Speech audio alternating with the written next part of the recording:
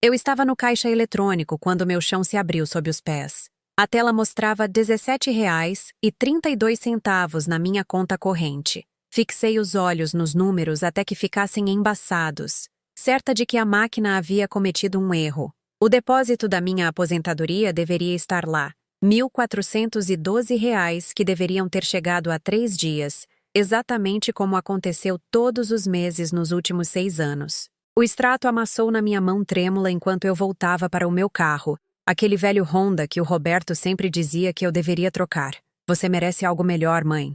Ele costumava dizer, dando tapinhas no meu ombro com o mesmo toque gentil que usava quando era menino e queria biscoitos extras antes do jantar. Deixa eu te ajudar a ver uns carros neste fim de semana. Mas fim de semana após fim de semana se passava, e de alguma forma nunca íamos à concessionária. Sempre havia algo mais urgente, o trabalho dele, o churrasco da família da namorada, um torneio de golfe que ele não podia perder. Parei de tocar no assunto, como a gente para de mencionar uma torneira pingando quando ninguém parece mais ouvir o gotejar. Em casa, espalhei meus extratos bancários pela mesa da cozinha, onde eu e o Rafael costumávamos fazer a tarefa de casa dele, onde eu o ajudei a praticar a tabuada e a escrever resumos de livros sobre heróis que sempre salvavam o dia. Os papéis pareciam finos entre meus dedos, frágeis como seda, mas a verdade que revelavam era sólida como pedra. 3 saques, cada um exatamente no valor da minha aposentadoria mensal, cada um datado do dia seguinte ao meu depósito, cada um autorizado por alguém com acesso à minha conta, alguém em quem eu confiava completamente. Minhas mãos encontraram o telefone antes que minha mente alcançasse o que eu estava fazendo. Rafael atendeu no segundo toque, a voz dele calorosa e familiar. A mesma voz que me ligava da faculdade todo domingo à noite para falar sobre as aulas e perguntar o que eu estava cozinhando para o jantar. E aí, mãe, como você está se sentindo hoje? Ontem você parecia cansada. A preocupação na voz dele me fez hesitar. Talvez houvesse uma explicação. Talvez o banco tivesse cometido um erro. Talvez alguém tivesse roubado minha informação. Talvez minha mente de 73 anos estivesse perdendo algo óbvio que meu filho de 34 entenderia imediatamente. Rafael, querido, estou olhando minha conta bancária e tem algo errado. O dinheiro da minha aposentadoria não está aqui. Mostra saques que eu não fiz. Tentei manter a voz firme, normal, do jeito que eu havia me treinado para soar sempre que ligava com o que poderia ser percebido como reclamações ou carência. O silêncio se estendeu pela linha como um fôlego contido.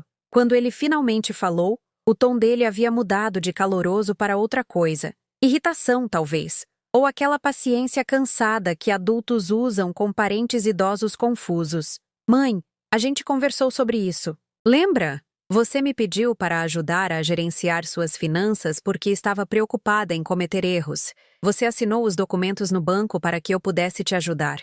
As palavras dele vieram mais rápido agora, se atropelando na pressa de preencher a pausa incômoda. Você disse que confiava em mim para garantir que suas contas fossem pagas e que tudo fosse tratado corretamente.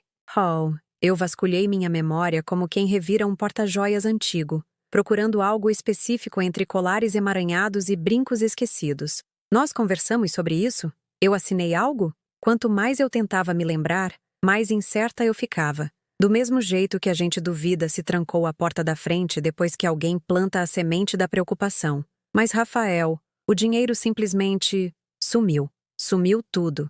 Só me restam R$ 17.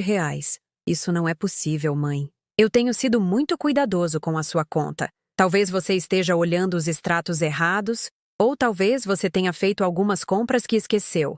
Você sabe como às vezes você compra coisas e não se lembra. A voz dele carregava aquela condescendência gentil que filhos adultos usam quando seus pais começam a mostrar sinais de envelhecimento, reais ou imaginados. A cozinha pareceu menor de repente, as paredes se apertando enquanto eu estava sentada rodeada por evidências que contradiziam tudo o que meu filho estava me dizendo. Os extratos bancários não mentiam, mas a voz de Rafael tinha tanta certeza, tanta autoridade calma, que comecei a questionar o que meus próprios olhos estavam me mostrando. Você está comendo o suficiente, mãe? Às vezes, quando você não come regularmente, sua memória fica meio nebulosa. Lembra o que o médico disse sobre manter o açúcar no sangue estável? As palavras dele carregavam o peso de expertise, a confiança de alguém que sempre foi bom com números e lógica e em resolver problemas que confundiam outras pessoas. Eu tinha tido tanto orgulho quando ele se formou em administração, quando foi promovido a gerente, quando comprou a primeira casa com a garota com quem namorava desde a faculdade. Talvez seja melhor você deitar um pouco, ele continuou, a voz dele voltando a ser aquele tom suave que eu lembrava das histórias de ninar da infância. Eu passo aí amanhã e a gente olha tudo junto, tá bom? Vamos resolver isso. Depois que desliguei, sentei na minha cozinha enquanto a luz da noite se esvaía pelas janelas que precisavam de limpeza, encarando extratos bancários que contavam uma história na qual eu não queria acreditar. A casa parecia muito quieta, muito grande para uma pessoa só, cheia de ecos de conversas e risadas de quando Rafael ainda visitava regularmente, quando ainda ligava só para conversar, quando eu ainda me sentia essencial para a felicidade dele, em vez de um encargo que ele gerenciava entre responsabilidades mais importantes. Preparei uma xícara de chá com as mãos que tinham voltado a tremer. Não de medo, mas de algo mais profundo. O lento reconhecimento de que a pessoa em quem eu mais confiava no mundo poderia ser a pessoa que mais me machucava. O chá não tinha gosto de nada, como água com sabor de decepção e confusão.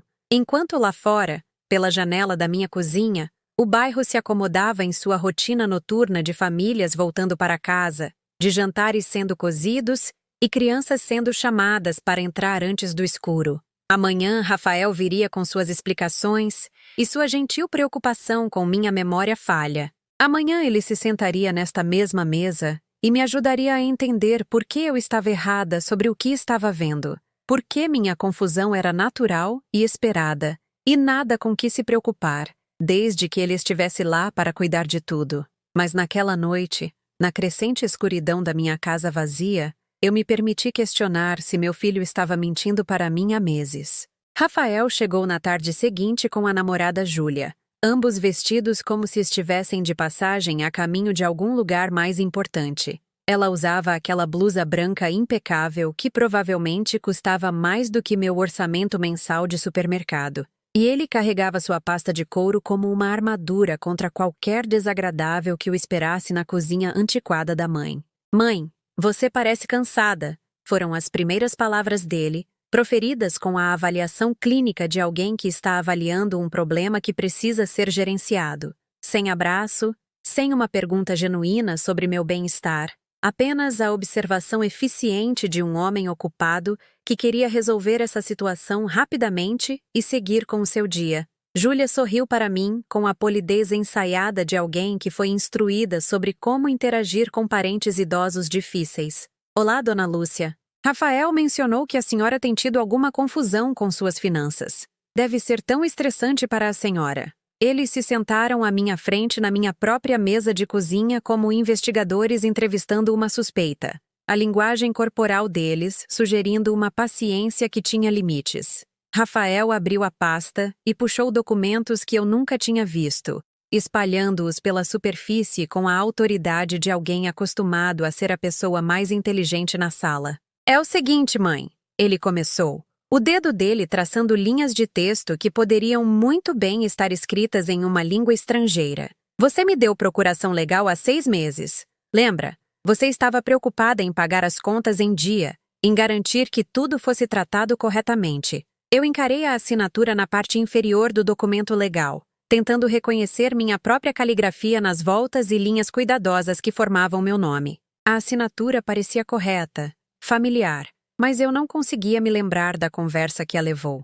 Não conseguia me lembrar de ter me sentido preocupada com a minha capacidade de gerenciar minhas próprias finanças. Eu não me lembro de estar confusa com as contas. Eu disse cuidadosamente, sabendo que minhas palavras seriam interpretadas como mais evidência do meu declínio mental. Eu pago minhas próprias contas há 40 anos. Júlia trocou um olhar com Rafael, um daqueles olhares rápidos que casais usam para se comunicar sem palavras. Naquele breve momento, eu me vi pelos olhos deles. Uma velha confusa agarrada a uma independência que não conseguia mais lidar. Orgulhosa demais para admitir que precisava de ajuda, mas dispersa demais para funcionar sem ela. "Mãe, Você me ligou 3 vezes no mês passado perguntando se tinha pago sua conta de luz, disse Rafael com a paciência cansada de quem explica algo óbvio para alguém lento. Você não conseguia se lembrar se tinha escrito o cheque ou não. Você estava tão preocupada com isso que perdeu o sono. Eu liguei para ele sobre isso? A memória parecia escorregadia, incerta, como tentar segurar água em concha. Talvez eu tivesse ficado preocupada. Talvez minha mente envelhecendo estivesse me pregando peças de maneiras que eu não havia reconhecido, ou que não queria admitir. E você me pediu para te ajudar a entender seus extratos bancários porque os números não estavam batendo. Ele continuou, se animando com o tema agora, construindo seu caso com a confiança de alguém que havia praticado essa explicação.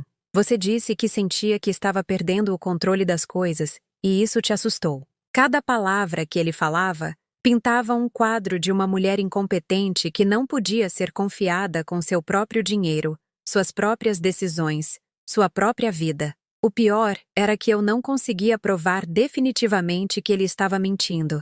Minha memória, tão afiada como sempre foi, de repente parecia não confiável sob o peso da certeza dele. Para onde está indo o dinheiro da minha aposentadoria? Perguntei, tentando me concentrar nos fatos concretos em vez do terreno movediço de memórias contestadas.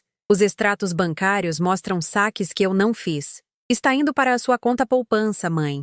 Uma conta poupança de alto rendimento que vai ajudar seu dinheiro a crescer em vez de ficar parado, sem render nada. O tom de Rafael sugeria que isso deveria ser óbvio, que qualquer pessoa razoável apreciaria ter seu dinheiro gerenciado de forma mais eficiente. Eu quero ver essa conta poupança, eu disse, ouvindo minha própria voz soar menor do que eu pretendia, menos autoritária do que uma mulher deveria soar ao discutir suas próprias finanças. Claro, Júlia interveio suavemente, a voz dela carregando o tipo de garantia profissional que imaginei que ela usava em seu trabalho em recursos humanos. Mas lembre-se, contas poupança levam tempo para mostrar crescimento. Não é como conta corrente onde você vê depósitos imediatos. Isso é planejamento de longo prazo para sua segurança.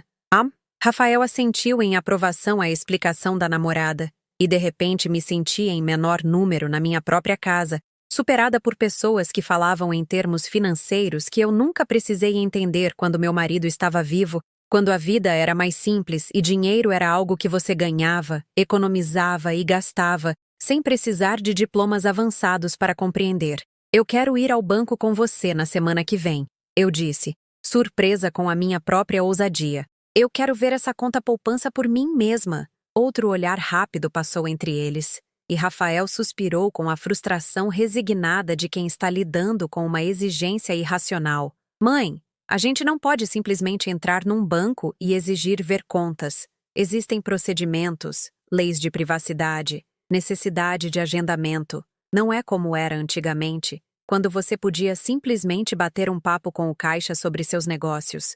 As palavras dele me fizeram sentir antiga, desatualizada, como alguém que não entendia como o mundo moderno funcionava. Quando o banco tinha se tornado tão complicado que uma mulher não podia visitar suas próprias contas? Quando eu havia me tornado velha e confusa demais para lidar com as transações básicas que eu vinha gerenciando desde antes de Rafael nascer?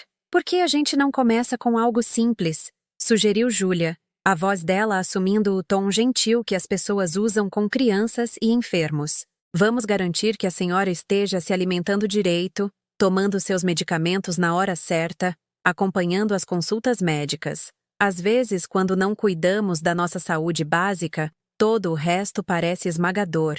Eles ficaram por mais 1 hora, durante a qual reorganizaram meus armários da cozinha, de forma mais eficiente, sugeriram que eu poderia me beneficiar de um serviço de limpeza que eu não podia pagar, e recomendaram que eu considerasse me mudar para um lugar menor e mais fácil de gerenciar. Talvez um desses residenciais sênior bacanas, onde a senhora teria pessoas da sua idade para conversar. Quando finalmente saíram, Rafael beijou minha testa com o afeto distante de alguém cumprindo um dever. Tente não se preocupar com as coisas financeiras, mãe. Eu tenho tudo sob controle. É por isso que estou aqui, para cuidar de coisas com as quais você não precisa mais se estressar. Pela minha janela da frente, observei-os caminharem até o carro de Rafael, as cabeças inclinadas em uma conversa que eu não podia ouvir, mas que podia facilmente imaginar. Eles pareciam um jovem casal bem-sucedido discutindo soluções práticas para a capacidade em declínio de uma parente idosa. Os rostos sérios com o fardo de gerenciar alguém que não conseguia mais se gerenciar. A mão de Júlia repousava no braço de Rafael enquanto eles conversavam. Um gesto de apoio e solidariedade que deixava claro que eu era o problema que eles estavam resolvendo juntos. O desafio que estavam enfrentando em equipe. Naquele momento, percebi que eu havia me tornado um encargo em vez de uma mãe, um fardo em vez de uma bênção, algo a ser gerenciado eficientemente, em vez de amado incondicionalmente. A casa parecia diferente depois que eles saíram.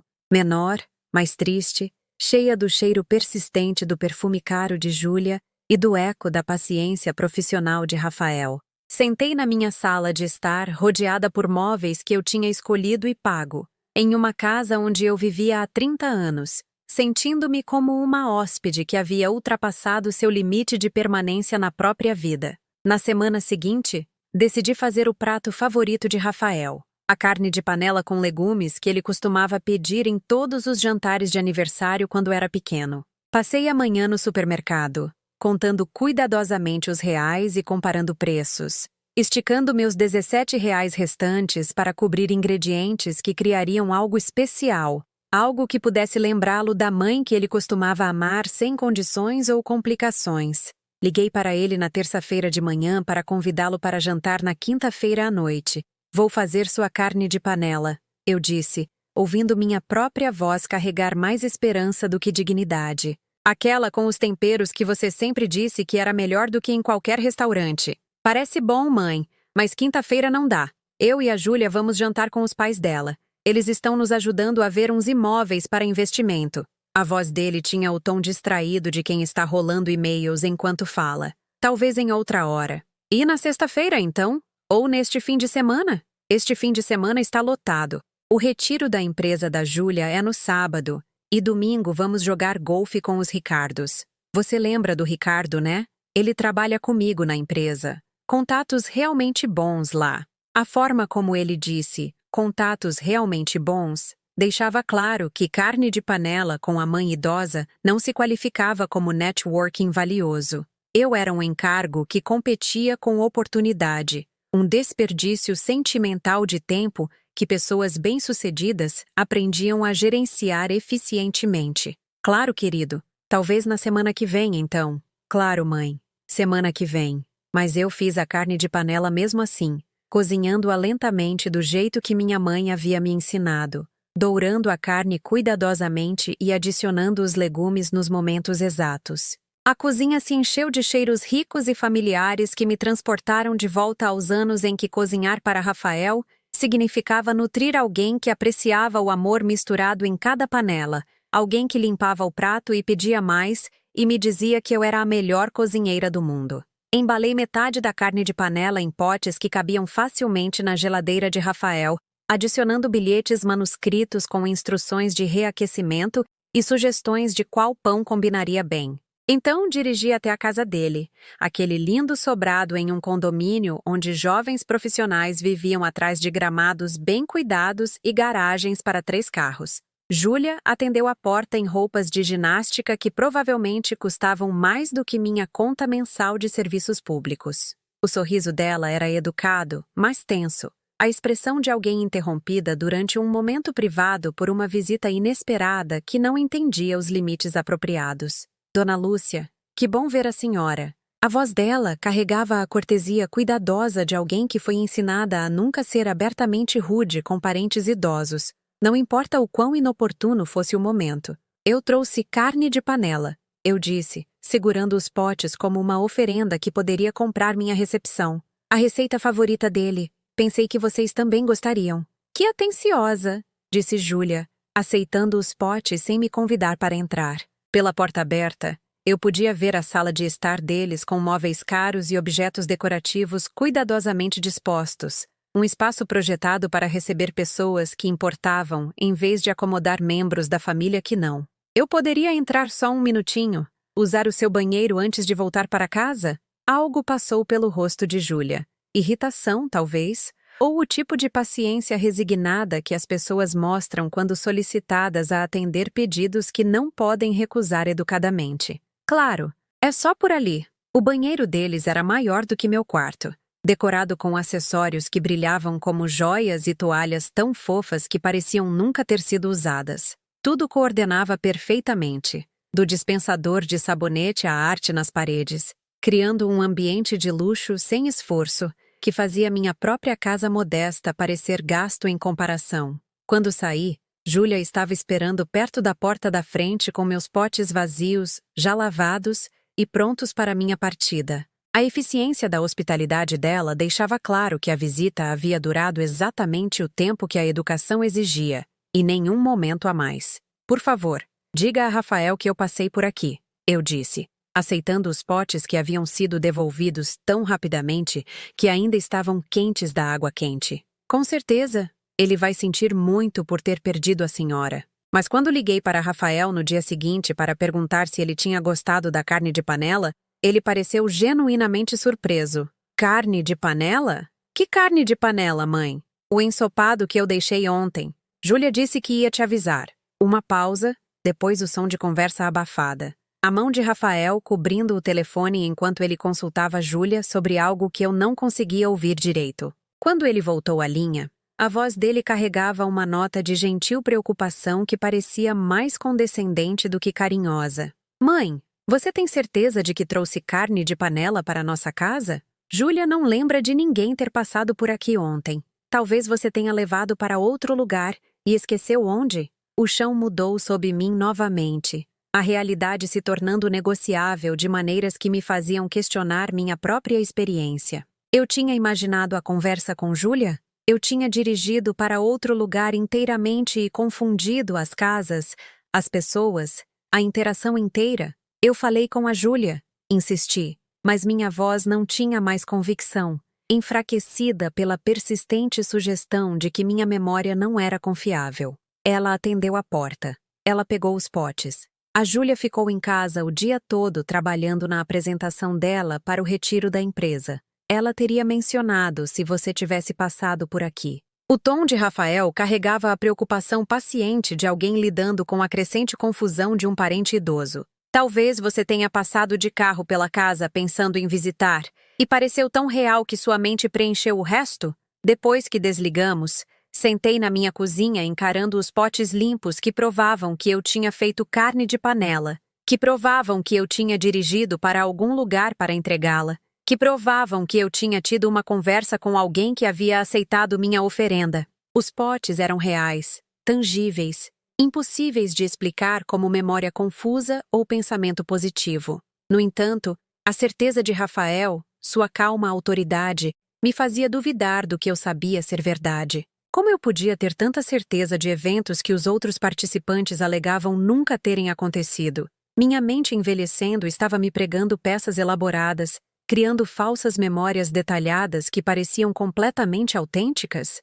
No domingo seguinte, decidi ir ao culto na igreja de Rafael, a moderna comunidade evangélica onde ele e Júlia haviam se tornado membros ativos, onde eles se voluntariavam em programas para jovens e participavam de estudos bíblicos para casais. Eu tinha visitado algumas vezes ao longo dos anos, sempre me sentindo um tanto deslocada entre as famílias mais jovens e os casais profissionais que formavam o núcleo da comunidade. Cheguei cedo e escolhi um assento perto do fundo, esperando chamar a atenção de Rafael quando ele entrasse. O templo se encheu gradualmente com famílias que se cumprimentavam com a familiaridade fácil de pessoas que compartilhavam não apenas a fé, mas círculos sociais, redes profissionais, interesses comuns que se estendiam muito além do culto de domingo de manhã. Rafael e Júlia chegaram 15 minutos antes do serviço começar, caminhando pelo corredor central com a confiança de pessoas que pertenciam, que eram conhecidas e valorizadas por esta comunidade. Eles se sentaram na terceira fileira, o lugar habitual deles entre outros jovens casais que serviam em comitês e organizavam jantares e planejavam eventos beneficentes de arrecadação de fundos. Durante a confraternização, eu avancei até onde Rafael estava conversando com um homem que reconheci como seu supervisor do trabalho. A conversa parecia importante, intensa, focada em assuntos de negócios que não acolheriam interrupção de preocupações familiares. Esperei educadamente por uma pausa. Depois avancei com o sorriso cuidadoso que eu havia aperfeiçoado para abordar meu filho em ambientes públicos. Olá, Rafael. Ele olhou para mim com genuína surpresa, como se eu fosse uma conhecida casual que havia aparecido inesperadamente, em vez de sua mãe que havia dirigido 30 minutos para ir à sua igreja. Mãe, eu não sabia que você estava aqui hoje. Ah, pensei que seria bom adorarmos juntos, eu disse, ciente de que a conversa ao nosso redor havia parado enquanto as pessoas avaliavam esta interação familiar. Talvez a gente pudesse sentar junto pelo resto do culto? A gente já está meio estabelecido aqui, disse Rafael, olhando para Júlia que estava em profunda conversa com várias outras mulheres sobre alguma reunião de comitê que eu não entenderia, ou para a qual não seria capaz de contribuir de forma significativa. E não tem muito espaço na nossa fileira. Seu supervisor, um homem chamado Ricardo, que eu havia conhecido na celebração de promoção de Rafael no ano passado, estendeu a mão com cortesia profissional. Dona Lúcia, não é? Rafael mencionou o quão orgulhoso ele está da sua independência, ainda morando sozinha, gerenciando tudo por conta própria. Isso é impressionante na sua idade. O comentário parecia um elogio envolto em um insulto, reconhecendo minha autonomia, enquanto enfatizava minha idade como algo notável a ser superado. Rafael assentiu em aprovação, como se minha existência contínua na minha própria casa fosse uma conquista pessoal que refletia bem em seu caráter como filho. Ela está muito bem, Rafael concordou, a voz dele carregando o entusiasmo forçado de alguém descrevendo uma situação desafiadora que estava gerenciando com sucesso. Muito autossuficiente. Quase não precisamos nos preocupar com ela. O culto começou antes que eu pudesse responder, e me vi voltando para o meu assento no fundo enquanto Rafael permanecia cercado por sua comunidade escolhida de pessoas bem-sucedidas e atraentes que compartilhavam seus valores e ambições. Durante o hino final, eu o observei cantar com alegria óbvia, o braço dele em volta da cintura de Júlia, os rostos erguidos para o céu com a confiança de pessoas que acreditavam que Deus favorecia suas escolhas e abençoava sua prosperidade. Eles saíram pela porta lateral imediatamente após o culto terminar, movendo-se rapidamente em direção a quaisquer planos de domingo à tarde que os aguardavam. Eu os vi no estacionamento, rindo com amigos sobre algo que eu não conseguia ouvir, a linguagem corporal deles, sugerindo a fácil satisfação de pessoas, cujas vidas estavam se desenrolando exatamente como haviam planejado. Voltei para casa em silêncio, entendendo com clareza devastadora que eu havia me tornado um constrangimento que meu filho gerenciava, em vez de uma mãe que ele celebrava. O telefone parou de tocar depois daquele domingo na igreja. Não porque Rafael o havia desconectado, mas porque parei de fazer as ligações que haviam se tornado exercícios de rejeição educada. Não mais convites para jantar que competiam com obrigações sociais mais importantes. Não mais ofertas para ajudar com projetos domésticos, que Júlia já havia contratado profissionais para lidar. Não mais tentativas de me inserir em uma vida que havia superado a necessidade de mim. Desenvolvi novas rotinas que não dependiam do horário ou disponibilidade de mais ninguém. Terças-feiras de manhã na biblioteca, onde eu podia sentar entre estranhos que não sabiam que eu havia me tornado irrelevante para a pessoa que eu mais amava. Quintas-feiras à tarde no centro comunitário, participando de palestras sobre tópicos que interessavam apenas a mim. História local, técnicas de jardinagem, gerenciamento de luto após perder um cônjuge. A terapeuta do luto, uma mulher gentil chamada Cristina que liderava o grupo de apoio semanal, pediu a cada uma de nós para trazer uma fotografia que representasse o que mais sentíamos falta em nossas vidas anteriores. As outras viúvas trouxeram fotos de casamento, fotos de férias em família, imagens de seus maridos falecidos em várias fases de seus casamentos. Eu trouxe uma foto de Rafael aos 8 anos, banguela e sorrindo, os braços dele em volta do meu pescoço depois que eu o havia surpreendido comparecendo à peça da escola. A fantasia dele estava amassada e a maquiagem teatral borrada, mas a alegria dele era absoluta e incondicional. Naquele momento, capturado pela minha velha câmera, eu era a pessoa mais importante em seu universo. Conte-nos sobre esta foto, disse Cristina durante o nosso círculo, a voz dela carregando a gentileza ensaiada de alguém treinada para navegar em campos minados emocionais. Este é meu filho, eu disse, passando o dedo pela borda da foto onde o tempo havia começado a enrolar os cantos. Isto foi tirado quando ele ainda precisava de mim. As outras mulheres assentiram com uma compreensão que ia além das palavras. Elas sabiam sobre filhos que cresciam e se afastavam, sobre o amor que se tornava inconveniente em vez de essencial, sobre a solidão particular de ser esquecida por alguém que você nunca poderia esquecer. Em casa, comecei a jantar em pé no balcão da cozinha, exausta demais pela solidão para arrumar a mesa para uma pessoa. O noticiário da noite fornecia ruído de fundo que preenchia o silêncio, mas não exigia resposta, conversa, nem esforço para parecer engajada com a vida, além do meu próprio mundo encolhido. Minha geladeira esvaziou gradualmente, à medida que perdi o interesse em cozinhar refeições que ninguém compartilharia ou apreciaria. Cereal no jantar se tornou normal. Biscoitos e queijo contavam como nutrição equilibrada. O planejamento elaborado de refeições que antes estruturava minhas semanas deu lugar ao mínimo esforço necessário para a sobrevivência. A conta poupança que Rafael havia mencionado permaneceu um mistério que me faltava energia para investigar.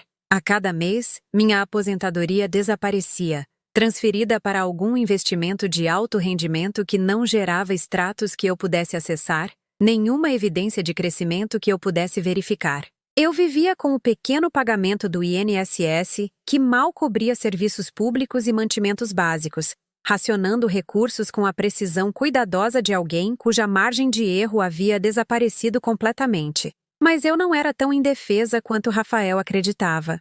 Durante 43 anos de casamento com o pai dele, eu aprendi que as mulheres precisavam de segredos, pequenos refúgios financeiros que pertenciam apenas a elas.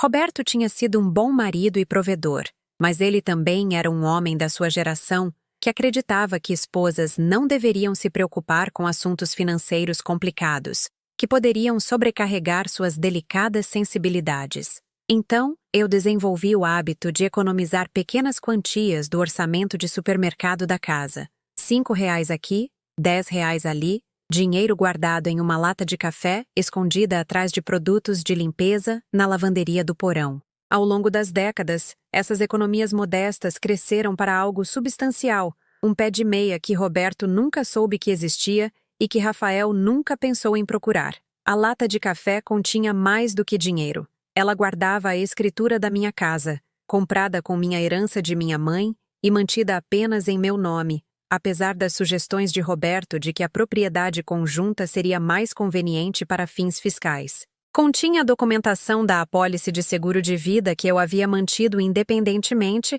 pagando prêmios da minha conta poupança secreta que nenhum extrato bancário revelaria a um exame casual. O mais importante, continha cópias de todos os documentos financeiros que Rafael havia me pedido para assinar, incluindo o acordo de procuração legal que eu havia fotografado com meu telefone antes de assinar, desconfiada mesmo naquela época dos termos que eu não entendia completamente, mas não querendo admitir minha ignorância a um filho que já questionava minhas capacidades mentais. A procuração legal era limitada em escopo, projetada para permitir que Rafael pagasse contas e gerenciasse transações financeiras de rotina. Ela excluía especificamente o acesso à minha residência principal, aos meus benefícios de seguro de vida e a quaisquer ativos mantidos apenas em meu nome. O advogado que havia redigido o documento tinha sido minucioso em proteger meus interesses, embora as explicações apressadas de Rafael tivessem feito parecer uma simples conveniência administrativa. Tarde da noite, depois de mais um dia de silêncio do filho que uma vez me ligava todos os dias apenas para ouvir minha voz, sentei na minha mesa da cozinha, revisando estes documentos à luz do abajur.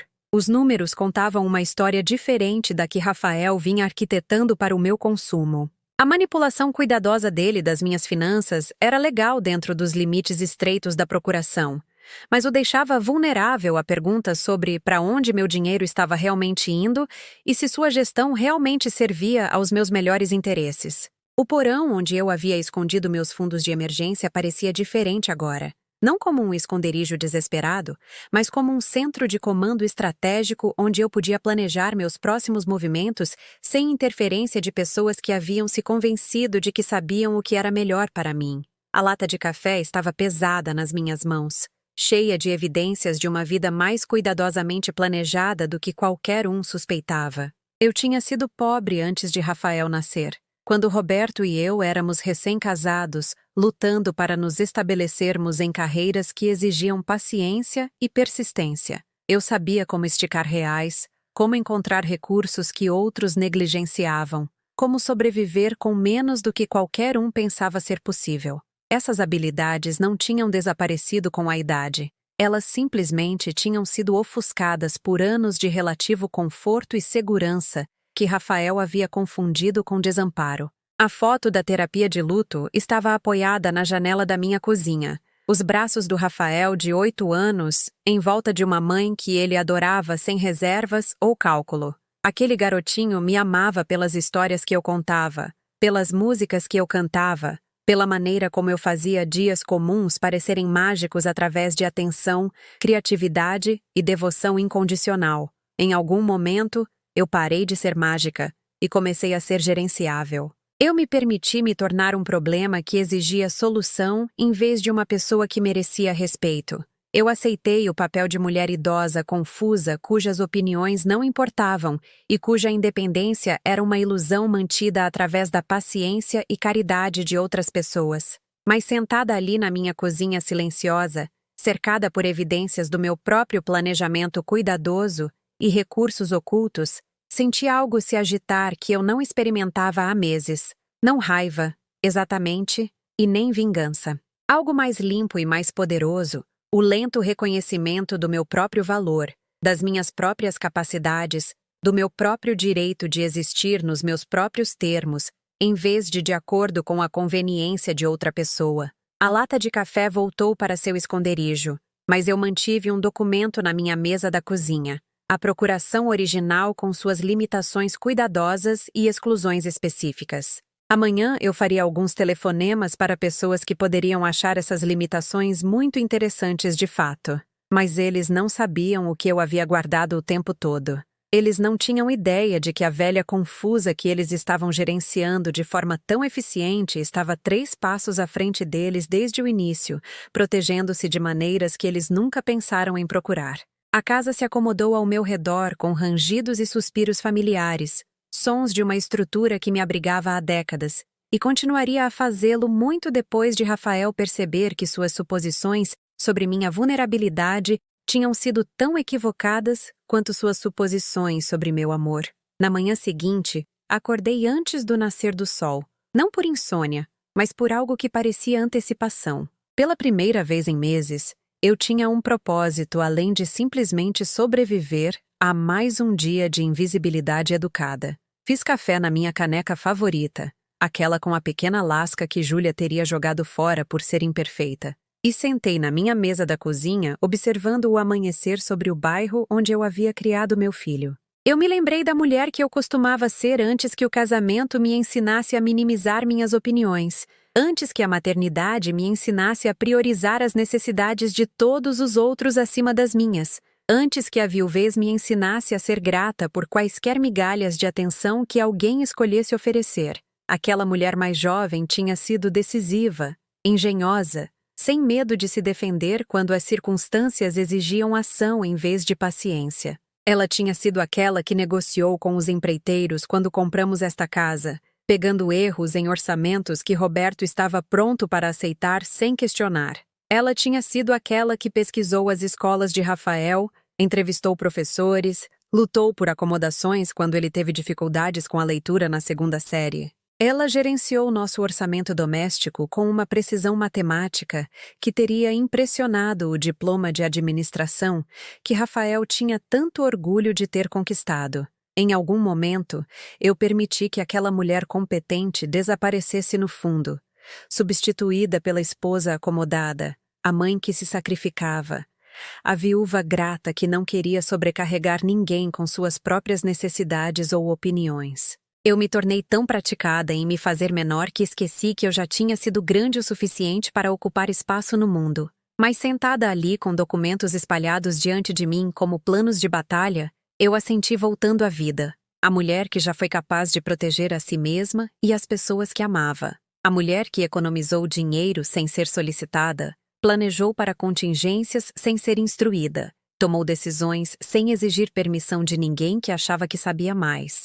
Passei a manhã pesquisando advogados de direito do idoso, lendo avaliações e credenciais com a minúcia que eu havia aplicado antes para selecionar os pediatras e acampamentos de verão de Rafael. A internet, que Rafael presumiu estar além da minha compreensão, revelou recursos que eu nunca soube que existiam. Sociedades de assistência jurídica, grupos de defesa, serviços de aconselhamento financeiro projetados especificamente para pessoas na minha situação. A advogada para quem liguei primeiro, Margaret Chen, tinha uma voz que projetava competência sem condescendência. Quando expliquei minhas circunstâncias, ela não interrompeu com sugestões de que eu poderia estar confusa ou enganada. Ela fez anotações, fez perguntas específicas sobre documentação e agendou uma consulta para aquela mesma tarde. Traga cópias de tudo, ela instruiu. Extratos bancários, o acordo de procuração, qualquer correspondência que a senhora tenha tido com instituições financeiras. E Dona Lúcia? A senhora foi inteligente em manter seus próprios registros. Isso vai tornar tudo muito mais fácil. Inteligente. Quando foi a última vez que alguém me chamou de inteligente, em vez de confusa, organizada em vez de dispersa, preparada em vez de desamparada? As palavras de Margaret Chen caíram nos espaços vazios do meu peito como sementes encontrando solo fértil após uma longa seca. O escritório dela ocupava o segundo andar de um casarão antigo, com estacionamento que não exigia navegar por estruturas de garagem confusas e corredores que pareciam residenciais em vez de intimidantemente corporativos. Margaret em si era uma mulher na casa dos 50, vestida profissionalmente, mas humanamente acessível, com óculos de leitura que ela colocava e tirava enquanto revisava meus documentos.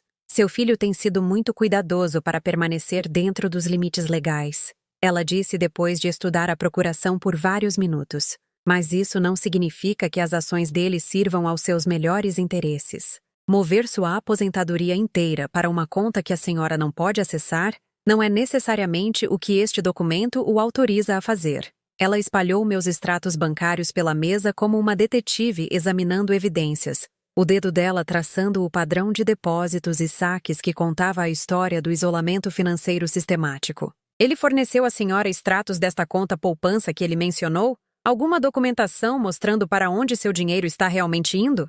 Ele diz que está rendendo juros altos, que eu não entenderia os termos de investimento complicados. Ele diz que é melhor para mim não me preocupar com detalhes que possam me confundir. A expressão de Margaret não mudou, mas algo nos olhos dela se endureceu. Dona Lúcia, a senhora entende que seu dinheiro sendo movido para contas que a senhora não pode monitorar ou acessar, não está a protegendo da confusão. Está a impedindo de exercer seus direitos legais como proprietária da conta. As palavras dela cortaram meses de gaslighting com precisão cirúrgica. Rafael não estava me protegendo do estresse financeiro. Ele estava se protegendo do escrutínio financeiro. A complexidade que ele alegava estar além da minha compreensão não era avançada demais para minha mente envelhecendo. Era questionável demais para um exame honesto. Quais são minhas opções? Perguntei, surpresa com o quão firme minha voz soava. O quanto se assemelhava ao tom que eu usara anos atrás ao defender as necessidades educacionais de Rafael ou negociar com seguradoras após a morte de Roberto. Várias. Podemos exigir uma prestação de contas completa de onde seu dinheiro foi investido, exigir que seu filho forneça documentação de todas as transações feitas sob a procuração e, se necessário, revogar a autoridade dele inteiramente. Margaret recostou-se na cadeira, estudando meu rosto em busca de sinais da incerteza que me paralisara por meses. A questão é se a senhora está preparada para o conflito familiar que isso pode criar.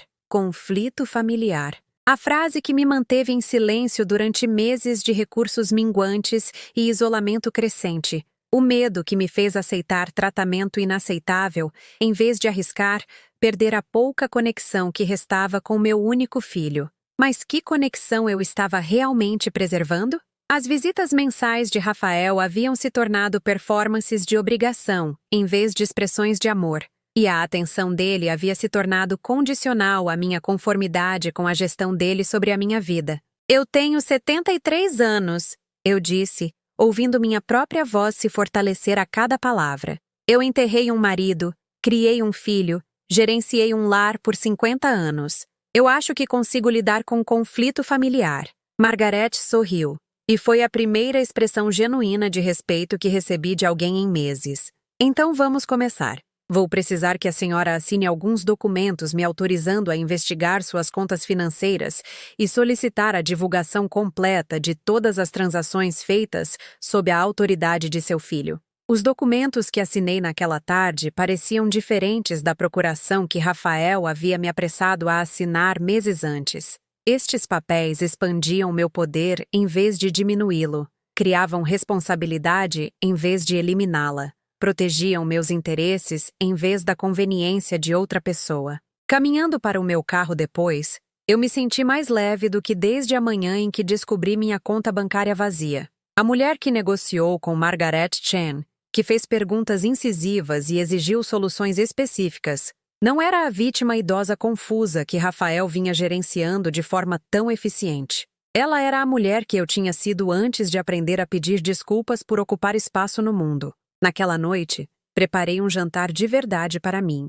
Frango com legumes e arroz, preparado com atenção e temperado com ervas da pequena horta que eu mantinha, apesar das sugestões de Rafael de que jardinagem estava se tornando muito extenuante para alguém da minha idade. Arrumei a mesa com minha melhor louça, acendi uma vela, tratei-me com a cortesia que eu vinha estendendo aos outros sem reciprocidade. A comida tinha um gosto melhor do que qualquer coisa que eu tinha comido em meses. Não porque os ingredientes eram diferentes, mas porque eu estava comendo como alguém que merecia nutrição, em vez de alguém grata por qualquer sustento que pudesse ser gerenciado com o mínimo esforço e despesa. Depois do jantar, sentei na minha sala de estar com álbuns de fotos que eu não abria desde a morte de Roberto, olhando fotos da vida que eu havia construído através das minhas próprias decisões e esforços. Lá estava eu na formatura de Rafael no ensino médio, o orgulho irradiando do meu rosto enquanto eu aplaudia as conquistas acadêmicas dele. Lá estávamos nós no dia da mudança dele para a faculdade, meus braços carregados de suprimentos que eu havia pesquisado e comprado para ajudá-lo a ter sucesso em sua nova independência. Em foto após foto, eu vi uma mulher que estava ativamente engajada em criar bons resultados para as pessoas que amava, alguém que tomava iniciativa em vez de esperar por direção, que resolvia problemas em vez de criá-los. Aquela mulher não havia desaparecido. Ela simplesmente tinha sido convencida a se esconder enquanto outras pessoas tomavam decisões sobre a vida dela. Não era mais dor, era clareza. A confusão que havia nublado meu julgamento por meses se dissipou como neblina queimando na luz do sol da manhã. O comportamento de Rafael não era motivado por preocupação com meu bem-estar. Era motivado pelo próprio benefício financeiro e conveniência social. O tratamento desdenhoso da namorada dele não era cortesia protetora. Era exclusão calculada projetada para estabelecer hierarquia e limites.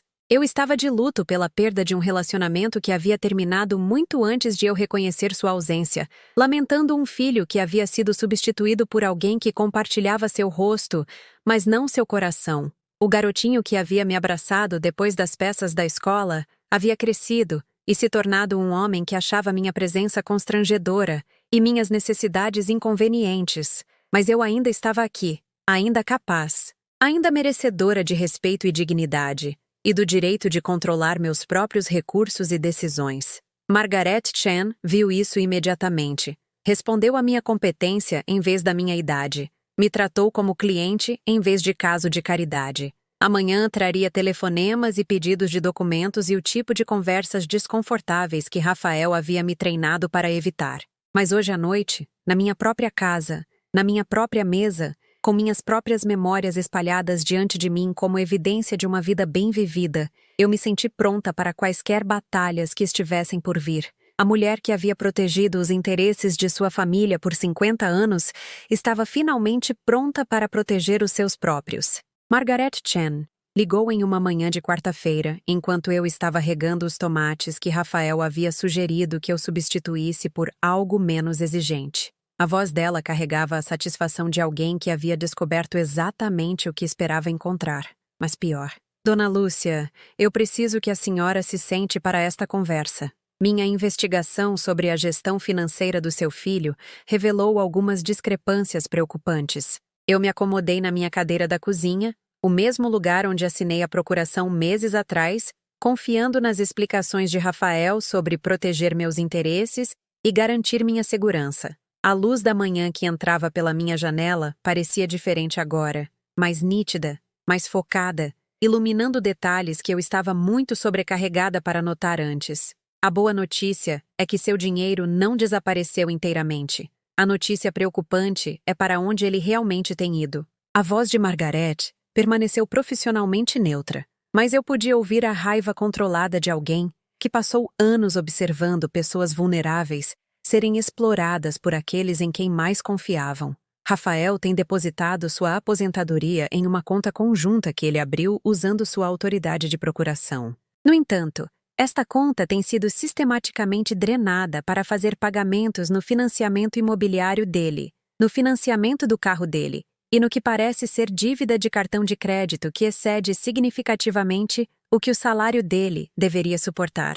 As palavras me atingiram como golpes físicos individuais, cada revelação adicionando peso a uma crescente compreensão de quão completamente eu havia sido enganada. Minha aposentadoria não havia sido investida para minha segurança futura. Ela estava subsidiando o estilo de vida de Rafael, financiando a existência confortável que ele compartilhava com Júlia, enquanto me dizia que eu não podia pagar por necessidades básicas. Quanto? Perguntei, embora não tivesse certeza se queria ouvir a resposta. Nos últimos 29 meses, aproximadamente R$40 mil do seu dinheiro foram redirecionados para cobrir as despesas pessoais dele. A conta poupança que ele descreveu para a senhora tem um saldo atual de R$63. R$63. Menos dinheiro do que eu havia escondido na lata de café para reparos domésticos de emergência. Menos do que Rafael provavelmente gastava no jantar com Júlia nos restaurantes caros que eles frequentavam, enquanto eu contava centavos para mantimentos. Dona Lúcia, há mais uma coisa. Com base no padrão de saques e no momento dos pagamentos do financiamento imobiliário dele, parece que seu filho tem estado em sérios apuros financeiros há bastante tempo. Sua proporção dívida-renda sugere que ele tem vivido muito além de seus meios, possivelmente por anos antes de obter acesso à sua conta. O jovem profissional bem-sucedido que me deu lições sobre responsabilidade fiscal e estratégias de investimento estava se afogando em dívidas, usando minha modesta aposentadoria para manter a ilusão de prosperidade que impressionava a namorada e apoiava suas aspirações sociais. Toda vez que ele falava com condescendência sobre minha incapacidade de entender assuntos financeiros complexos, ele estava gastando dinheiro que eu havia ganhado através de décadas de orçamento cuidadoso e vida modesta. O que acontece agora? Perguntei, surpresa com o quão calma eu soava quando tudo dentro de mim parecia vidro quebrando. Agora exigimos restituição total e revogamos a autoridade financeira dele imediatamente. Eu preparei a documentação que irá congelar o acesso dele às suas contas e exigir que ele forneça uma prestação de contas detalhada para cada real que ele tirou. Ele tem 10 dias para responder com o reembolso ou justificativa para suas ações. Depois que Margaret desligou, sentei na minha cozinha pensando em todas as vezes que Rafael expressou preocupação com minha confusão financeira, todas as sugestões gentis de que eu não podia ser confiada para gerenciar dinheiro adequadamente. Ele estava projetando sua própria irresponsabilidade fiscal em mim, usando minha confiança e sua percepção de expertise para encobrir seus rastros, enquanto roubava sistematicamente de alguém que havia sacrificado tudo para garantir o sucesso dele. O telefone tocou novamente 1 hora depois. O número de Rafael apareceu no identificador de chamadas, e pela primeira vez em meses, não senti obrigação de atender com disponibilidade alegre. Deixei tocar 4 vezes antes de atender, estabelecendo um pequeno limite que parecia surpreendentemente poderoso. Oi, mãe. Como você está se sentindo hoje? A voz dele carregava a mistura usual de preocupação devotada e sutil condescendência. O tom de alguém checando um parente idoso cujas necessidades eram previsíveis e gerenciáveis. Estou bem, Rafael. Na verdade, estou melhor do que estive há bastante tempo. Algo na minha voz deve tê-lo alertado para uma mudança que ele não esperava, porque suas próximas palavras vieram com mais cuidado, com a cautela de alguém sentindo uma mudança em dinâmicas familiares. Que bom ouvir isso. Eu estava pensando se poderíamos nos encontrar neste fim de semana. Eu e a Júlia queríamos conversar com você sobre algumas opções que podem tornar sua vida mais fácil. Opções que poderiam tornar minha vida mais fácil. A frase que antes me fazia sentir cuidada agora se revelava como manipulação. Uma maneira de enquadrar decisões que serviam aos interesses dele como se fossem presentes que ele estava oferecendo para o meu benefício. Que tipo de opções, Rafael? Bem, sabe, a gente tem pensado na sua situação. Morando sozinha nesta casa grande, tentando gerenciar tudo por conta própria. Existem alguns residenciais sênior muito bons por aqui onde você teria pessoas da sua idade, atividades, refeições fornecidas, menos estresse, mais interação social. Residenciais sênior. Lugares para onde pessoas idosas iam quando suas famílias decidiam que elas haviam se tornado muito onerosas para a vida regular, quando sua independência se tornava inconveniente para filhos que tinham prioridades mais importantes. Rafael não estava sugerindo essas opções por preocupação com minha felicidade. Ele estava se preparando para eliminar os últimos obstáculos ao seu controle completo sobre minhas finanças. E o que aconteceria com a minha casa? Perguntei. Embora já soubesse a resposta. Teríamos que vendê-la, obviamente. Mas o valor cobriria de sobra a taxa de entrada para um desses residenciais, e os custos mensais seriam muito menores do que o que você está gastando agora com serviços públicos e manutenção e todas aquelas despesas que se somam. O valor cobriria de sobra as dívidas dele, mais precisamente. Vender minha casa, o lar em que eu vivi por 30 anos, o espaço onde eu o criei, o único ativo financeiro que permaneceu completamente sob meu controle, forneceria o ganho inesperado que ele precisava para escapar das consequências de sua má gestão financeira.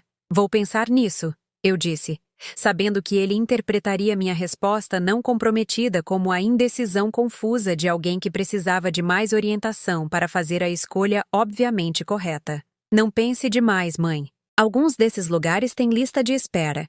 E os realmente bons enchem rápido. A gente não ia querer você perca as melhores opções porque esperamos demais para levar a sério o planejamento do seu futuro. Depois que desligamos, eu caminhei pela minha casa com olhos diferentes, vendo-a não como o fardo que Rafael havia me ensinado a perceber, mas como o patrimônio que eu havia protegido através de décadas de cuidadosos pagamentos de financiamento e investimentos em manutenção.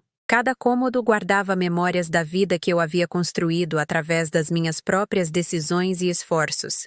A cozinha onde eu havia cozinhado milhares de refeições. A sala onde eu havia ajudado Rafael com a lição de casa. O quarto onde Roberto e eu havíamos planejado nosso futuro e lamentado nossas perdas. Este não era apenas abrigo, era a base da minha independência, a representação física de escolhas que eu havia feito e sacrifícios que eu havia aceitado para criar estabilidade para minha família. A sugestão casual de Rafael de que eu deveria entregá-lo para sua conveniência financeira revelava o quão completamente ele havia esquecido a mulher que tornara possível a infância confortável dele. A carta do escritório de Margaret chegou no dia seguinte, entregue por correio registrado que exigia minha assinatura e não podia ser ignorada ou adiada.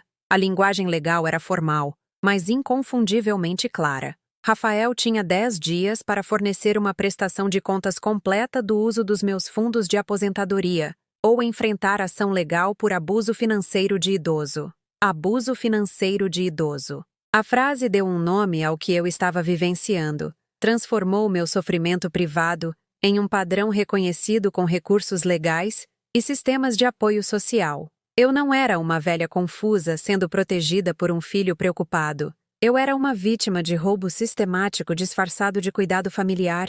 Naquela noite, liguei para minha vizinha Helena, uma mulher da minha idade que havia ficado viúva há mais tempo do que eu e que havia mantido sua independência através de uma combinação de planejamento cuidadoso e recusa teimosa em ser gerenciada por parentes bem-intencionados. Havíamos trocado amenidades por anos, mas nunca tínhamos tido o tipo de conversa que revela verdades mais profundas sobre nossas circunstâncias. Helena, posso te perguntar uma coisa? Seus filhos já sugeriram que você poderia ser mais feliz em um residencial sênior? A risada dela foi aguda, com reconhecimento, toda vez que eles visitam. Geralmente logo depois que notam algo que precisa de conserto por aqui, ou quando as despesas deles apertam. Impressionante como eles ficam preocupados com meu isolamento social sempre que precisam de dinheiro. O que você diz a eles? Eu digo a eles que só vou para um asilo quando não conseguir mais limpar meu próprio traseiro e nem um dia antes. E eu os lembro de que esta casa irá para quem tiver sido mais prestativo quando eu morrer, e não para quem foi mais insistente em me realocar para o meu próprio bem. A franqueza de Helena era refrescante depois de meses das manipulações sutis de Rafael e da falsa simpatia de Júlia. Aqui estava alguém que havia reconhecido os mesmos padrões que eu estava vivenciando e havia desenvolvido estratégias para se proteger sem sacrificar completamente os relacionamentos familiares. O truque, Helena continuou, é garantir que eles entendam que ajudar você a se manter independente serve aos interesses deles melhor do que empurrar você para a dependência. Nada motiva filhos adultos como a possibilidade de que a herança deles possa ir para alguém mais merecedor. Naquela noite, eu atualizei meu testamento pela primeira vez desde a morte de Roberto, adicionando provisões específicas que recompensariam a lealdade e puniriam a exploração. A casa que Rafael estava tão ansioso para vender iria para o centro comunitário que havia me proporcionado amizade e propósito durante meus meses mais solitários, junto com uma porção substancial dos meus benefícios de seguro de vida. Os documentos pareciam poderosos nas minhas mãos, armas legais que poderiam defender meus interesses mesmo depois que eu não fosse mais capaz de me defender. Pela primeira vez em meses, eu estava planejando um futuro que se estendia além de simplesmente sobreviver ao que Rafael decidisse que era melhor para mim. Amanhã traria a resposta dele ao ultimato de Margarete, e eu suspeitava que a fachada cuidadosa que ele havia mantido por quase 2 anos estava prestes a desmoronar sob o peso de evidências que não podiam ser explicadas como memória confusa ou mal-entendido financeiro. A tempestade que eu vinha pressentindo estava finalmente prestes a estourar, e eu estava pronta para qualquer verdade que emergisse dos destroços de mentiras que haviam definido meu relacionamento com meu filho por tempo demais. Rafael chegou à minha casa 3 dias antes do prazo final de Margarete, sua caminhada confiante e habitual substituída por algo mais cauteloso, mais incerto. Júlia não estava com ele desta vez, a primeira visita que ele fazia sozinho em mais de um ano. Pela minha janela da frente, eu o observei sentado no carro por vários minutos antes de se aproximar da minha porta, as mãos dele apertando o volante como se estivesse reunindo coragem para uma conversa desagradável. Quando abri a porta, o sorriso dele parecia forçado, artificial, como alguém desempenhando um papel em que não acreditava mais. Oi, mãe. Pensei que deveríamos conversar. Claro. Entre. Eu dei um passo para o lado, notando como os olhos dele rapidamente esquadrinharam minha sala de estar, como se estivessem avaliando seu conteúdo de forma diferente de antes. Não com a dispensa casual de alguém planejando melhorias, mas com o olhar calculista de alguém avaliando bens que poderiam em breve estar fora de seu alcance. Ele se sentou pesadamente no meu sofá, o móvel de couro caro que ele havia criticado antes como antiquado e impraticável. Suas roupas de grife pareciam amarrotadas, seu cabelo geralmente perfeito mostrando sinais de negligência induzida pelo estresse. A fachada polida que ele havia mantido por anos estava começando a rachar, revelando algo desesperado por baixo. Eu recebi uma carta de uma advogada, ele disse sem preâmbulo, puxando o envelope do correio registrado do bolso do paletó. Margarete Chen. Ela está fazendo algumas acusações bem sérias sobre como eu tenho lidado com suas finanças. Eu me acomodei na minha poltrona favorita, aquela que Roberto havia me comprado para o meu 60º aniversário, e esperei. O silêncio se estendeu entre nós como uma ponte que nenhum de nós queria atravessar primeiro, carregado de verdades que não podiam mais ser evitadas ou explicadas. Mãe, eu preciso que você entenda uma coisa. Eu nunca quis que as coisas ficassem tão complicadas. Quando eu assumi suas contas, eu estava apenas tentando ajudar. Você parecia tão preocupada em gerenciar tudo sozinha, tão sobrecarregada por todos os detalhes financeiros. A voz dele carregava o tom de súplica de alguém que havia ensaiado esta conversa, mas não conseguia se lembrar das falas que deveriam tornar tudo aceitável novamente. A autoridade confiante que ele havia exercido por meses havia evaporado, substituída pelas explicações atrapalhadas de alguém pego em circunstâncias que não podia controlar ou manipular. "Onde está meu dinheiro, Rafael?" Perguntei calmamente, usando o mesmo tom que eu havia empregado quando ele tinha 8 anos e eu havia encontrado pratos quebrados escondidos no armário do quarto dele, esperando que a negação pudesse de alguma forma desfazer consequências que já estavam em movimento. Ele foi investido, como eu te disse, em contas que deveriam gerar retornos melhores do que apenas deixá-lo parado na conta corrente. As palavras dele vieram mais rápido agora, se atropelando na pressa de preencher o silêncio incômodo.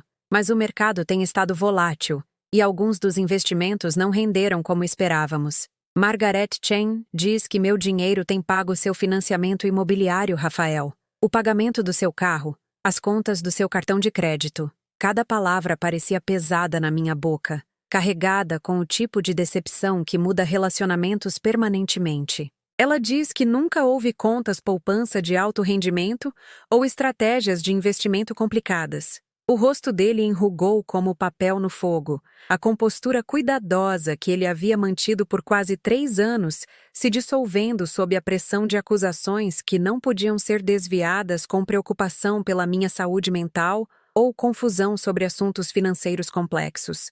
"Mãe, você não entende como tudo está caro agora. Eu e a Júlia estamos construindo uma vida juntos. Precisamos da casa para receber clientes, para manter o tipo de imagem que me ajuda a ter sucesso no trabalho. O carro não é apenas transporte, é parte da minha presença profissional. Estes não são luxos, são investimentos no nosso futuro. Seu futuro", eu corrigi. "Pago com o meu passado." As palavras pairaram entre nós com precisão matemática, contabilizando décadas do meu trabalho e sacrifício que haviam sido redistribuídos para financiar escolhas de estilo de vida sobre as quais eu nunca fui consultada. Cada real que eu havia economizado através de planejamento cuidadoso de refeições e recorte de cupons, cada pequeno luxo que eu havia negado a mim mesma para garantir que a faculdade de Rafael fosse totalmente financiada, havia sido convertido em pagamentos de financiamento em uma casa onde eu nunca fui bem-vinda, e pagamentos de carro em veículos nos quais eu nunca fui convidada a andar. "Eu ia pagar de volta", ele disse, a voz dele falhando em palavras que soavam vazias até para ele. "Assim que eu conseguisse a promoção que eu estava esperando, assim que a carreira da Júlia realmente decolasse, nós teríamos conseguido devolver tudo com juros. Você nunca teria percebido a diferença. Mas você não conseguiu a promoção. Conseguiu?" A pergunta emergiu de alguma compreensão intuitiva do desespero que eu estava testemunhando, o tipo de risco calculado que vem de pessoas ficando sem opções convencionais. "É por isso que você está aqui agora, 3 dias antes do prazo final de Margaret. É por isso que Júlia não está com você." O silêncio dele confirmou o que eu suspeitava. O castelo de cartas financeiro que ele havia construído com meu dinheiro estava desmoronando sob o peso de expectativas que a realidade não podia suportar. O estilo de vida que ele vinha mantendo estava além dos seus meios reais, financiado inteiramente através de roubo disfarçado de gestão financeira familiar. A promoção foi para outra pessoa, ele admitiu finalmente. Alguém mais jovem, com melhores conexões, ideias mais novas. E a Júlia? Júlia recebeu uma proposta de emprego em Florianópolis. Uma oportunidade muito boa para o avanço da carreira dela.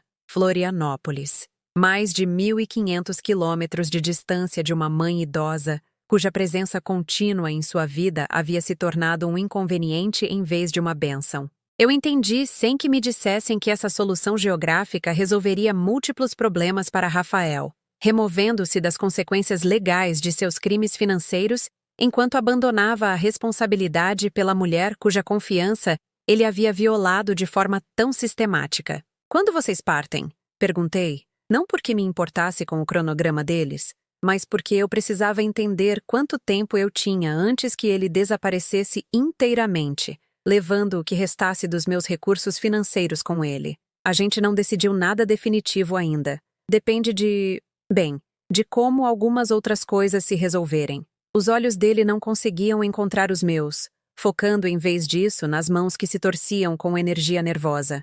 Mas mãe, se a gente se mudar, provavelmente seria melhor se você fizesse algumas mudanças também. O residencial sênior que a gente viu tem uma unidade em Florianópolis. Você poderia estar perto da gente, mas com os serviços de apoio que você precisa. A manipulação era impressionante em sua audácia, apresentando seu abandono como uma oportunidade para a proximidade familiar, enquadrando seu roubo como preparação para o meu cuidado melhorado. Mesmo enfrentando exposição e consequências legais, Rafael continuou tentando controlar a narrativa, a se posicionar como o filho preocupado tomando decisões difíceis para o benefício de sua mãe confusa. Eu não vou me mudar para lugar nenhum, Rafael. Esta é a minha casa. Eu a comprei, eu a mantive, e eu vou decidir o que acontece com ela. Minha voz carregava uma força que eu não sentia há anos, a autoridade de alguém que havia se lembrado do seu próprio poder. E eu não vou financiar mais nenhuma das suas escolhas de estilo de vida. Você não entende as complicações legais se essa advogada se envolver, ele disse, mudando táticas de manipulação para intimidação. Casos de direito do idoso podem se arrastar por anos. As taxas legais podem consumir tudo o que você economizou. Não seria melhor resolver isso em família, sem envolver estranhos nos nossos assuntos particulares? Nossos assuntos particulares pararam de ser particulares quando você começou a me roubar. A palavra roubar pousou entre nós como um golpe físico, removendo os eufemismos educados que haviam permitido que ambos evitássemos nomear as ações dele com precisão. 40 mil reais, Rafael. Quase 3 anos da minha aposentadoria, tirados sem permissão e gastos em coisas das quais eu nunca vou me beneficiar.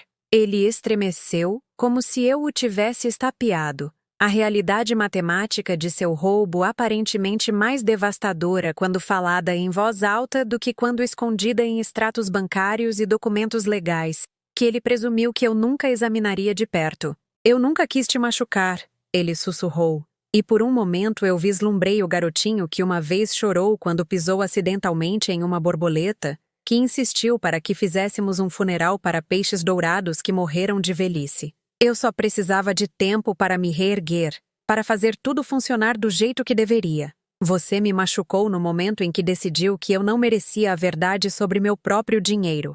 Você me machucou toda vez que me tratou como se eu fosse confusa demais para entender minha própria situação financeira.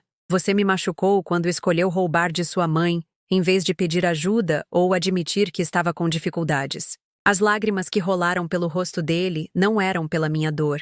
Eram pelas suas próprias circunstâncias, pelas consequências que ele estava finalmente enfrentando, pelo futuro que ele vinha planejando que agora estava desaparecendo, junto com seu acesso aos meus recursos financeiros. O que acontece agora? Ele perguntou, embora eu suspeitasse que ele já soubesse a resposta de qualquer conselho legal que ele havia procurado antes de vir me ver. Agora você paga o que roubou, ou Margaret Chen o leva ao tribunal? Agora você enfrenta as consequências de tratar sua mãe como uma conta bancária em vez de uma pessoa.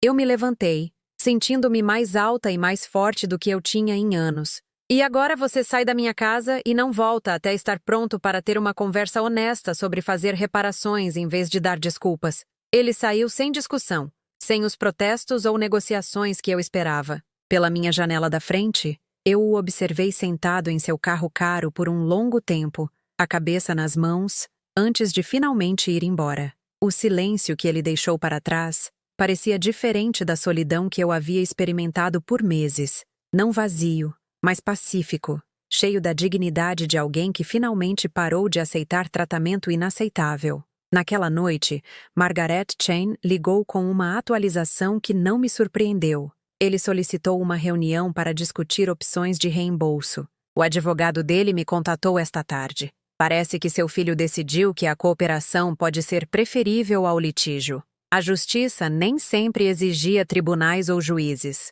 Às vezes era tão simples quanto se recusar a permitir as más escolhas de alguém, tão poderoso quanto exigir responsabilidade de pessoas que haviam se acostumado a explorar seu amor. O garotinho na fotografia na minha lareira sempre faria parte do meu coração. Mas o homem que me roubou estava finalmente enfrentando as consequências de esquecer que o amor tinha limites e que até mesmo mães mereciam respeito. 3 meses depois, eu estava no meu jardim colhendo os últimos tomates da estação, o peso deles pesado e satisfatório nas minhas mãos. As plantas que Rafael havia sugerido que eu substituísse por algo menos exigente haviam produzido sua colheita mais abundante em anos, como se tivessem respondido à atenção renovada e ao cuidado que eu finalmente tive energia para lhes dar. O acordo de reembolso que Margaret Chen havia negociado estava sendo honrado em parcelas mensais que chegavam com precisão mecânica, cada depósito acompanhado por uma breve e formal nota do advogado de Rafael, confirmando a transação.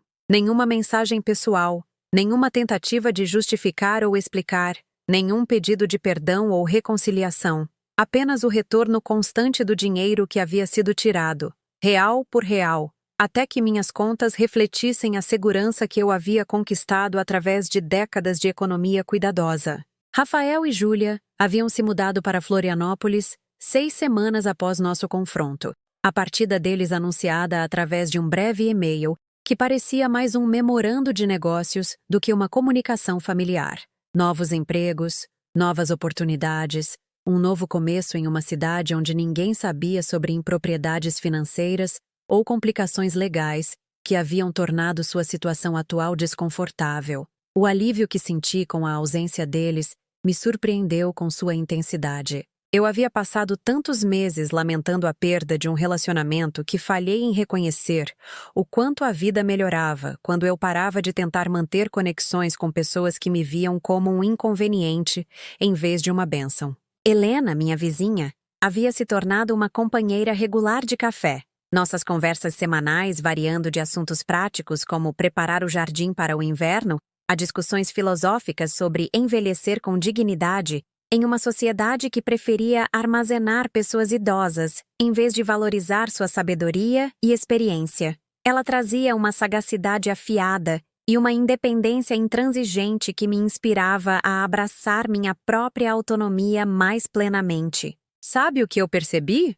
Disse Helena durante uma de nossas visitas de terça-feira de manhã, mexendo mel no chá com a precisão deliberada de alguém que havia aprendido a saborear pequenos prazeres. Nossos filhos pensam que estão nos fazendo um favor ao gerenciar nossas vidas, mas na verdade eles estão fazendo um favor a si mesmos ao evitar a culpa do engajamento real. As palavras dela capturaram algo que eu estava lutando para articular sobre os meses que passei, aceitando a interferência de Rafael como evidência de seu cuidado.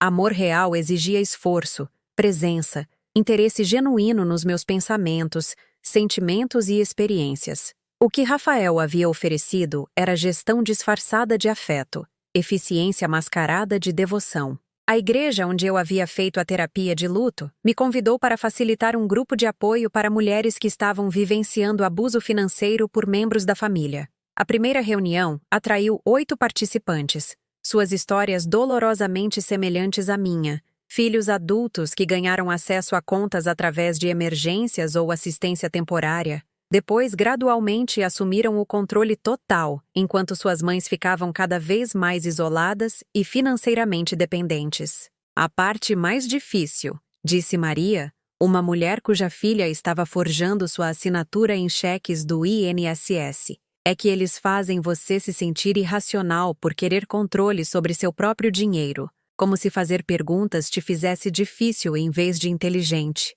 Cada mulher assentiu com um reconhecimento que ia além das palavras. Todas nós havíamos experimentado a crueldade particular de sermos feitas a nos sentir gratas por sermos roubadas, de termos nossas preocupações legítimas descartadas como confusão ou ingratidão, ou a paranoia natural de mentes envelhecendo. O que ajudou você a lutar?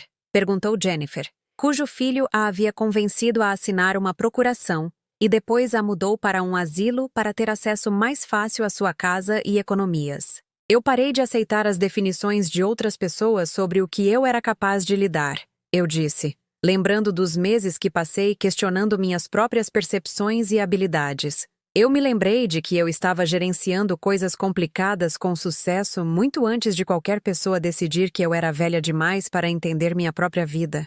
O grupo se reunia mensalmente no subsolo da igreja. Nossas conversas gradualmente mudando de vitimização compartilhada para estratégias práticas de proteção e recuperação. Margaret Chan visitou como palestrante convidada, explicando direitos legais e recursos em linguagem que empoderava em vez de intimidar. Um consultor financeiro do centro comunitário ensinou princípios básicos de investimento e estratégias de proteção de contas. Nós nos tornamos recursos umas para as outras, compartilhando informações de contato para advogados honestos e serviços de reparo confiáveis, recomendando médicos que tratavam pacientes idosos com respeito em vez de condescendência, celebrando pequenas vitórias e nos apoiando mutuamente através de contratempos. A solidão que havia definido minha vida por quase 3 anos se dissolveu em conexão proposital com pessoas que valorizavam minha experiência em vez de gerenciar minhas limitações.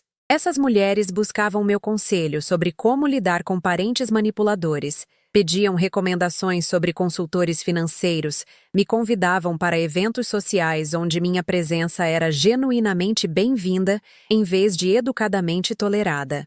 Minha casa, que Rafael havia visto como um fardo exigindo manutenção cara constante, revelou-se um patrimônio valioso que proporcionava tanto segurança quanto flexibilidade. O apartamento no porão que eu havia esquecido que existia se tornou o lar de uma estudante de pós-graduação chamada Lisa, que precisava de moradia acessível perto da universidade. O aluguel dela cobria minhas contas de serviços públicos e proporcionava companhia sem obrigação. Alguém para verificar como eu estava durante o tempo ruim, sem assumir a responsabilidade de gerenciar minha vida. Lisa trouxe uma vitalidade que me lembrou o quanto eu havia sentido falta de ter energia jovem no meu espaço. Ela fazia perguntas ponderadas sobre a história do bairro, genuinamente interessada em histórias sobre famílias que viviam ali há gerações, negócios que prosperaram e desapareceram, tradições comunitárias que conectavam passado e presente. Dona Lúcia, ela disse uma noite enquanto compartilhávamos o jantar na minha cozinha. A senhora se importaria se eu trouxesse meu namorado para cá algum dia? Ele está estudando direito do idoso e está muito interessado no trabalho que a senhora está fazendo com o grupo de apoio. A ideia de que minhas experiências pudessem ser valiosas para alguém construindo uma carreira na proteção de pessoas idosas parecia redenção, transformação de dor pessoal em propósito profissional. Meus meses de confusão e exploração haviam me ensinado lições que poderiam ajudar outras pessoas a evitar manipulação semelhante. O namorado, Marcos, era um jovem sério que fazia anotações cuidadosas durante nossa conversa e pedia permissão para gravar meu relato do abuso financeiro de Rafael para uso em sua pesquisa sobre padrões de exploração familiar. Seu caso ilustra várias táticas comuns que filhos adultos usam para justificar assumir o controle dos recursos dos pais. Ele explicou. Entender esses padrões nos ajuda a desenvolver melhores proteções legais. Minha história havia se tornado dado que poderia proteger outras mães de vivenciarem o roubo sistemático e a manipulação emocional que eu havia suportado. A vergonha que eu senti por ter sido enganada se transformou em orgulho, por ter sobrevivido e lutado, por ter me recusado a aceitar tratamento inaceitável, mesmo quando veio disfarçado de cuidado amoroso. Na manhã de Natal, eu acordei na minha própria cama, na minha própria casa, cercada por presentes das minhas amigas do grupo de apoio, cartões de ex-vizinhos que haviam se mudado, mas se lembravam da nossa amizade, flores de Lisa que havia ido para casa visitar sua família, mas queria que eu soubesse que eu era lembrada durante o feriado. O silêncio que a ausência de Rafael havia criado não era mais vazio, estava cheio de possibilidade, dignidade, autorrespeito conquistado através de decisões difíceis e esforço sustentado. Eu havia escolhido a paz em vez de permitir, limites em vez de conveniência, a verdade em vez de mentiras confortáveis que teriam exigido que eu me diminuísse indefinidamente. O telefone não tocou com chamadas de feriado devotas de Florianópolis. Nenhuma conversa estranha onde Rafael desempenhava a obrigação enquanto eu fingia gratidão. Nenhuma navegação cuidadosa em torno de tópicos que pudessem revelar o quanto minha vida havia melhorado desde que ele parou de gerenciá-la para seu benefício. Eu preparei um jantar de Natal perfeito para mim, arrumando a mesa com minha melhor porcelana, acendendo velas que enchiam a sala com luz quente e dourada. Cada mordida tinha gosto de liberdade, como a satisfação particular que vem de se nutrir exatamente como você escolhe, sem se importar com as preferências dietéticas ou restrições de horário de mais ninguém. Naquela noite, eu atualizei meu testamento novamente, deixando a maior parte da minha herança para organizações que apoiavam a independência de idosos e a prevenção de abuso familiar. A casa financiaria assistência de emergência para mulheres que escapavam da exploração financeira. O seguro de vida dotaria um consultório jurídico, fornecendo serviços gratuitos de direito do idoso.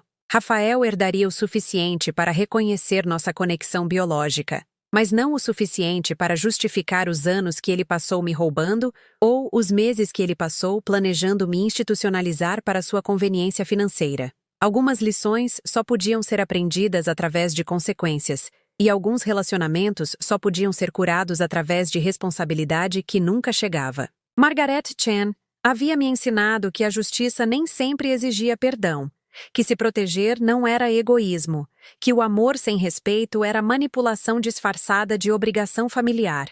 Helena havia me mostrado que envelhecer podia ser empoderador em vez de diminuir, que a independência era uma escolha em vez de um privilégio que desaparecia com aniversários acumulados. As mulheres no meu grupo de apoio provaram que a sobrevivência era possível, que a recuperação era alcançável, que a comunidade podia ser criada mesmo depois que a confiança havia sido estilhaçada por pessoas que deveriam ter protegido, em vez de explorado nossa vulnerabilidade. Na véspera de Ano Novo, sentei na minha sala de estar com álbuns de fotos abertos sobre minha mesa de centro, olhando fotos da vida que eu havia construído através das minhas próprias escolhas e esforços.